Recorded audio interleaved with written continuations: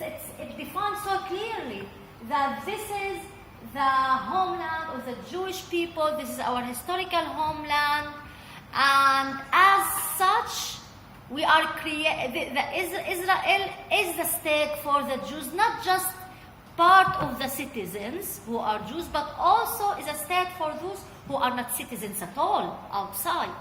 So it is not a normal state, and this is not the notion which the UN has accepted Israel as a member. Because actually this definition is a violation of the international law. It is exactly as South Africa defined itself as apartheid in 1948. Yeah? South Africa was apartheid before 1948. But the struggle against the apartheid of South Africa started the minute South Africa declared itself officially as an apartheid state. So now, Israel declared itself and defined itself officially as an apartheid, racist and colonialist state. Yeah? So this is the time we must go to the international community to say, you cannot accept this state as a member of the international community. You cannot accept it. It is not just that we, the Palestinians, not just that we, the victims, define it as an apartheid state. It is the state itself.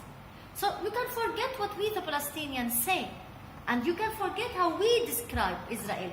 It is the way Israel itself describes itself as a state for the Jews. And since we live here, since we didn't immigrate to Israel, and since we remind Israel that you immigrated to us, we were not the people who immigrated to you. You came to us. You must recognize us.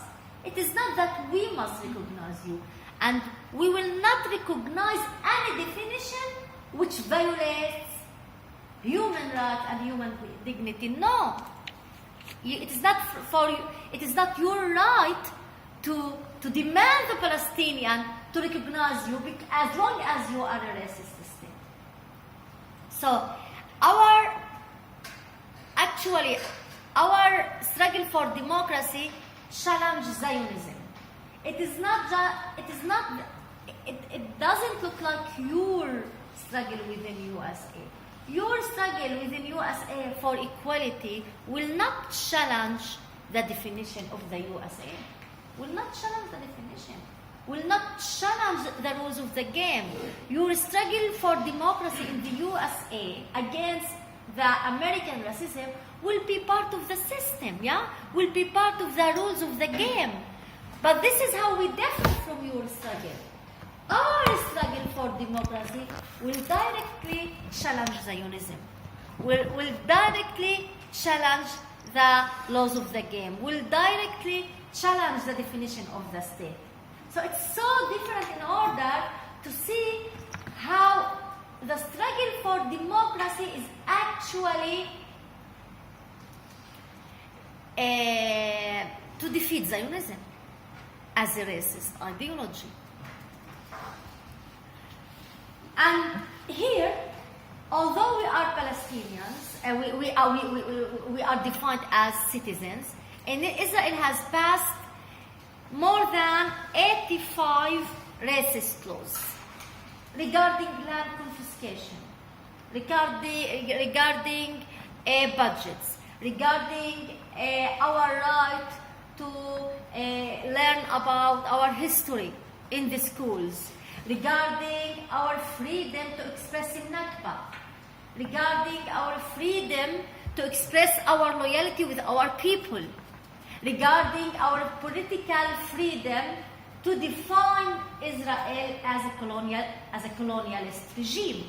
So there are more than 85 laws which also confiscate your resources and try to redefine our history and our national identity and to criminalize our struggle for democracy. So the way Israel treats citizenship was not citizenship here is not a framework of rights.